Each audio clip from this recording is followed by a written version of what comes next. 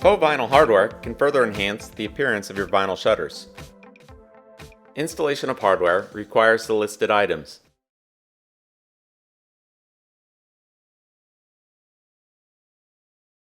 To install, align the strap hinge on the window side of the vertical center of the top and bottom rails. The hinge should cover the screw or spike, and they should not interfere with one another.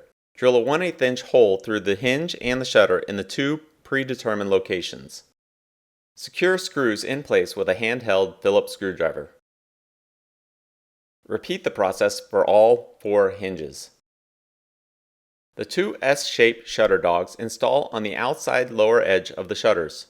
The conventional S-shaped dog will install on the right, with the smaller end of the dog on top. Position the dog and drill a 1/8 inch hole up through the fin on the back and through the bottom of the shutter, and adhere with a screw. Attach the opposite side shutter dog, and your job is complete. Step back and admire your work. Visit us at shutterland.com for more information.